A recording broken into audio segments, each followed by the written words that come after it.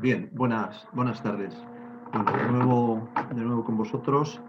con ustedes. Voy a intentar explicar, en este caso, los capítulos correspondientes a bordes transmisores, a cimentaciones de máquinas vibratorias y muros de contención. Cuando existe una carga dinámica, como los terremotos o las explosiones o impactos, que se aplica al movimiento que se aplica al suelo, se produce un movimiento en la superficie del terreno, de tal manera que si ese movimiento se registra y no existe ningún edificio o ninguna estructura en las proximidades, a ese tipo de movimiento se le denomina movimiento en campo libre. En el caso de que una estructura, como por ejemplo este edificio que simboliza un edificio de contención de una central nuclear, se encuentra empotrado en la roca, la rigidez de la roca hace que el movimiento en campo libre, en las proximidades, o sea, porque en ausencia de la estructura, sea muy similar al movimiento que aparece en la base de la cimentación de la estructura. Esto quiere decir que las estructuras que están cimentadas sobre roca, en ese tipo de estructuras, el efecto de la interacción sobre la estructura es muy bajo o prácticamente despreciable, ya que se puede considerar como excitación de la misma el movimiento en la superficie, digamos, de ese tipo de formación rocosa. Sin embargo, si nos encontramos ante una estructura que está en un paquete de suelos, el movimiento que llega a la base de la roca por debajo del paquete de suelos puede ser muy diferente del movimiento que vaya a llegar a la estructura. Y este es el fenómeno de interacción suelo-estructura que tiene interés, o que por lo menos puede provocar amplificaciones, depende, evidentemente, de las características de rigidez de la estructura y del tipo de suelo. Como ha dicho antes Francisco Martínez, lo que suele suceder es que el paquete de suelos hace que digamos, se alargue el periodo de vibración de la estructura y además el amortiguamiento aumente. Bien, ¿qué sucede en lo que se refiere a los bordes en la transmisión de ondas?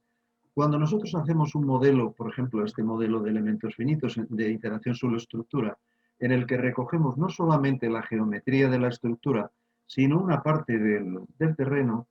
tenemos que darle unas dimensiones a los elementos que, de acuerdo con algunos investigadores, como por ejemplo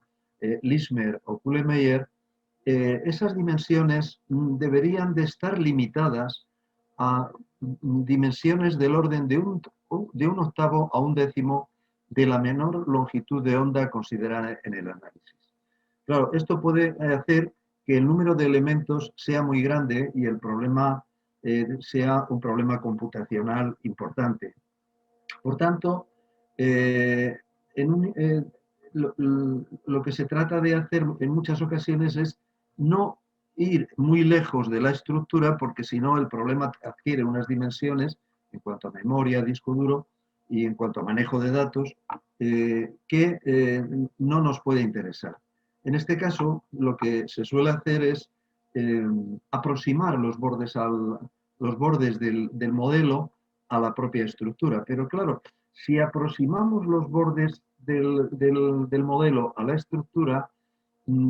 aparece el fenómeno de reflexión y refracción de ondas, que antes lo ha explicado perfectamente Francisco, y el término de energía perdida hacia el semiespacio elástico puede quedar distorsionado. Por este motivo, es conveniente disponer de unas características de bordes que puedan ser adecuadas y que nos permitan simular lo mejor posible la cantidad de energía que se refleja y la cantidad de energía, si es un borde rígido, y la cantidad de energía que se pierde hacia el semiespacio.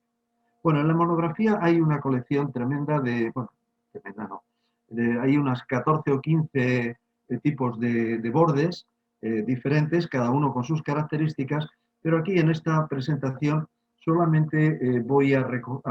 limitarme a los que son los más usuales en los modelos de elementos finitos.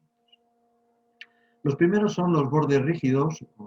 y bordes elementales. Se entiende por borde rígido aquel en el que no existe desplazamiento, por ejemplo, en este caso de los rodillos verticales no hay desplazamiento horizontal, mientras que en el caso inferior no hay desplazamiento vertical. Son desplazamientos, son bordes que tienen desplazamiento nulo, pero tienen una determinada tensión. En este tipo de bordes la energía se refleja prácticamente en su totalidad. Existen otro tipo de bordes, que son los bordes elementales o bordes en los que la tensión es nula y donde podemos simular que no hay, digamos, un reflejo. Este tipo de bordes rígidos o bordes elementales tienen algunos inconvenientes con respecto a los cálculos dinámicos, ya que de momento no tienen el concepto de amortiguamiento. Y en cualquier caso, lo hemos visto en muchas ocasiones y en muchos modelos, y por ejemplo, con Plaxis se pueden hacer modelos de este tipo fácilmente. Lo que conviene es que este tipo de bordes estén bastante alejados del modelo en cuestión.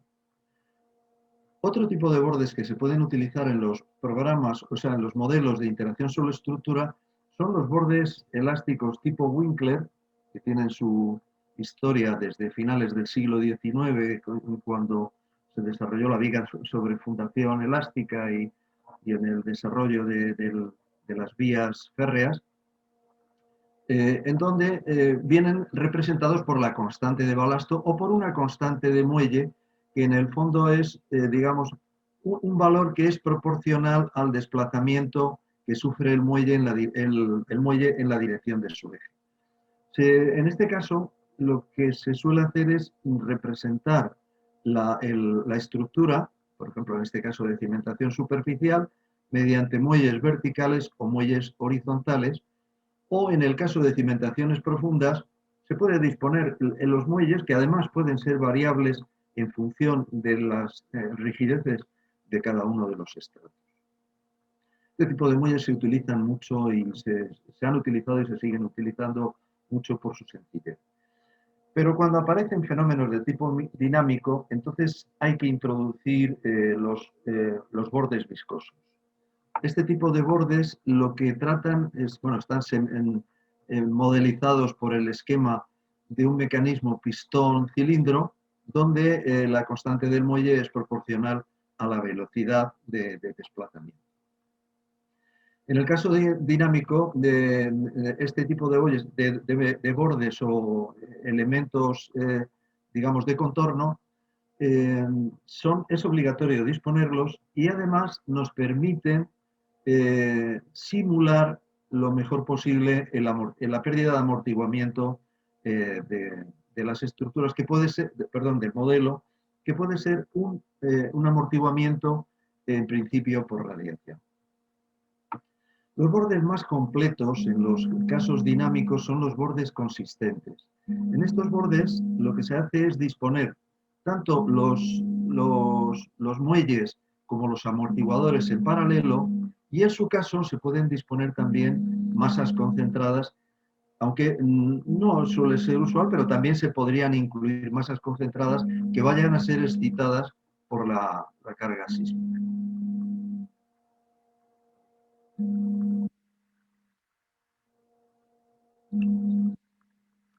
Hoy tengo un ruido, no sé por qué. Vamos a, en esta diapositiva, perdonad, es que no sé por qué tengo un sonido. Ya, en esta diapositiva lo que se representa es el esquema de el pedestal de una turbina, por ejemplo, un pedestal constituido por una losa de cimentación maciza, masiva, una planta de maniobra representada por la masa M2, que están unidas mediante los pilares, son pilares de dimensiones importantes, y en donde estamos disponiendo muelles y amortiguadores tanto en el sentido vertical para la unión de los dos elementos, como en la unión de lo que es la cimentación, la losa de cimentación, con el terreno, donde se disponen muelles horizontales, muelles verticales e incluso muelles de rotación. Estos son los tipos de muelles más usuales pero disponen de una pequeña desventaja. Y es que en este caso los muelles que dispongamos, aunque estén adyacentes unos a los otros, el movimiento de un muelle no va a implicar ninguna acción sobre los muelles contiguos. Y esto solamente es posible cuando no existe tensiones de corte, cosa que siempre existe en el terreno, y evidentemente sería válido en el caso de, de fluidos, en donde los fluidos no disponen de rigidez transversal. Entonces, cada vez se están imponiendo más los bordes con rigidez acortante, en donde por el mero hecho de que el terreno está sometido a compresión, van a aparecer unas tensiones de cortes entre unos elementos y los otros. Estas tensiones de corte van a ser debidas a la cohesión y al rozamiento. Por ejemplo, un esquema para entenderlo perfectamente sería si suelen ser útiles este tipo de bordes con rigidez acortante cuando se trata de modelizar elementos profundos, como si puedan ser pantallas o pilotes, en donde aquí en la figura se han representado el elemento vertical y una serie de elementos horizontales que representan al terreno, caracterizados por su constante de muelle, pero también con una fuerza cortante entre un muelle y el otro, de tal manera que si el elemento sufre una deformación lateral en uno de sus puntos, los dos elementos contiguos reaccionan también al movimiento del elemento que se ve afectado directamente a través de una fuerza de corte que es función del rozamiento que existe entre uno y otro y que sabemos que aumenta con la profundidad y también de la cohesión que disponga el elemento. Bien, hasta aquí, como digo, en la monografía está explicado este capítulo con mayor amplitud e incluso hay muchos más tipos.